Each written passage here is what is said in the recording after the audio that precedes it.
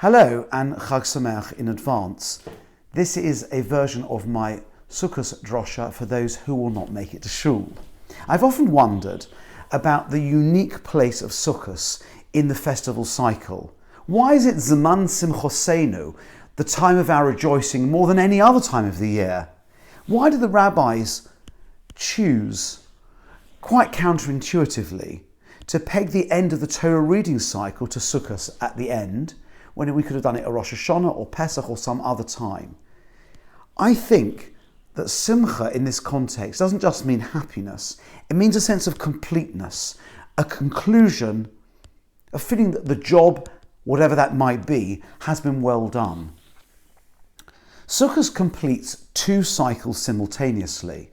It's obviously the end of the Yom Noraim. It's not a coincidence that Sukkot comes just 4 days after the end of Yom Kippur. In fact, it's quite frustrating to me every year. There are so many wonderful people in shul at Yom Kippur, but they don't come back for the good bit, which is a celebration of Sukkot. It's the end of that cycle in some sense, a completion of whatever it is we have achieved on Rosh Hashanah and Yom Kippur, perhaps a consolidation. And of course, it's also the end of the Shlosh Regalim, the three pilgrim festivals, in terms of their historical and agricultural understandings. In fact, Sukkot is unique in that regard because Rosh Hashanah and Yom Kippur are only part of the Yom Noraim cycle, and Pesach and Shavuos are only part of the Shlosh Regalim, the Pilgrim Festival cycle. So Sukkot occupies an interesting space in the Jewish year. The Maharal of Prague, writing in the Gevuras Hashem, his book about Exodus and the beginnings of Jewish history, understands that there are three stages in a relationship between a Meshaleach and a Shaliach. That means there's someone who needs a job done, that's the Meshaleach. He, she appoints an agent who will do the job. And there are three stages. How does that work? Well, the first is the creation and articulation of mission. The second is the fulfillment of the mission.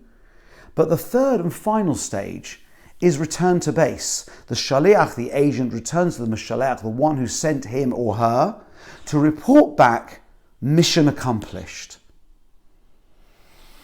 Last year, I found a very fascinating piece from Rav Hutner, which I turned into a shira, and this idea really excited me to think about Sukkot in quite a different way. The appointment of the agent, the creation of the mission, is of course Pesach. It's Chag HaOviv, the spring. Spring is the start, it's the beginning. The commitment, the covenant at Sinai to observe the Torah and mitzvahs is the fulfillment of mission on Shavuos. It's called Chag HaKotzir, the time of reaping, as it were, when the fruits which were first sown, if you like, at Pesach, when the mission that was put in place is now actually comes to fruition. But Sukkot, where we find ourselves now, is returning to report that the mission has been accomplished. Chag HaOsif, the time of ingathering, as it were, handing back the baton to God. So on Sukkot, we're really saying that we've come full circle. The agricultural cycle of the year is complete. We've gone from sowing, reaping, harvesting, ingathering. The mission cycle is complete. The spiritual development cycle is coming to an end that began with Rosh Hashanah, reached its peak on Yom Kippur, but is now reaching the contemplative, integrative stage on Sukkot. So Sukkot is a time of completion, re-establishing an equilibrium that may have been lost during the year, a sense that we have done our very best, and now it's up to God. This idea has an analogue in an inspirational passage near the end of Devarim. We actually read it just a couple of weeks before Rosh Hashanah. The farmer has to perform something called vidui maisros. So the farmer in the land of Israel has many tithing obligations to support the vulnerable and disadvantaged. And the farmer is expected to make a vidui. It's interesting, it's the same word as we use for the confession or declaration on Yom Kippur. There's a long list of, as it were, items in this list that he, she has completed their obligations. Here are some highlights. Not only have I met my tithing obligations, but v'gam nesativ la'levi v'la'ger la'yosom v'la'almono, I have also given of the produce to the Levi, remember they had no land, to the stranger, to the orphan, and to the widow. Kachol mitzvoscha asher tzivisoni, in accordance with all of the law, all of the commandment that you have instructed me. Lo ovarti mitzvosecha v'lo shochochti.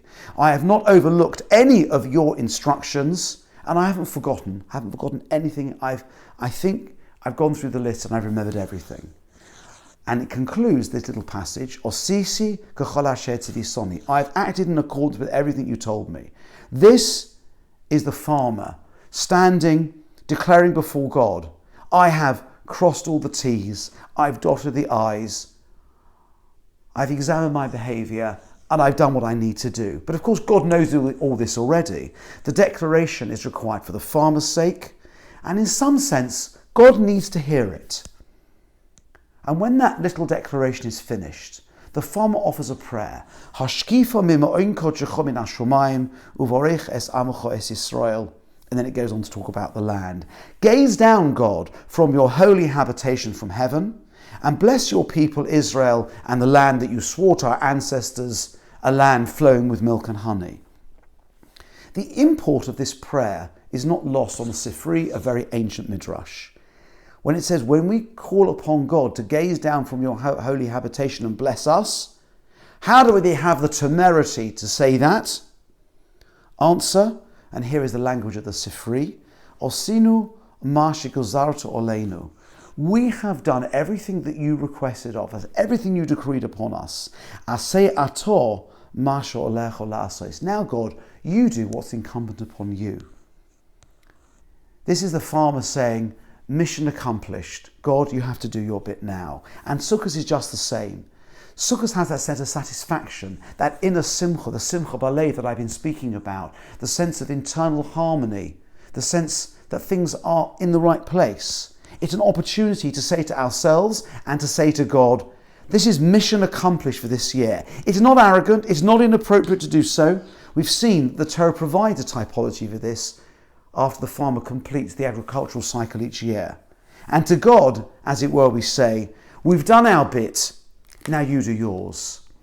This year particularly, the whole Yom Tov cycle from Purim onwards have been completely different. Purim we were in shul, but we had to cut down, really chop all of our fun, family, social, food-related activities, and the entire year from there, the entire cycle which is coming to an end, has really been quite different. It's been a struggle for many people to maintain enthusiasm, to feel engaged, to feel they really can be bothered to celebrate all these Yom Tovim, which is so much people and shul focused when those things have really been not as normal.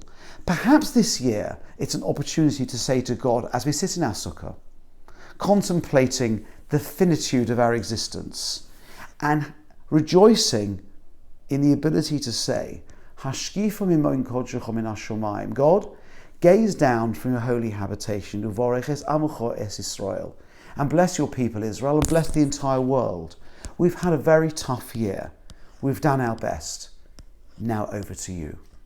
Chag Sameach.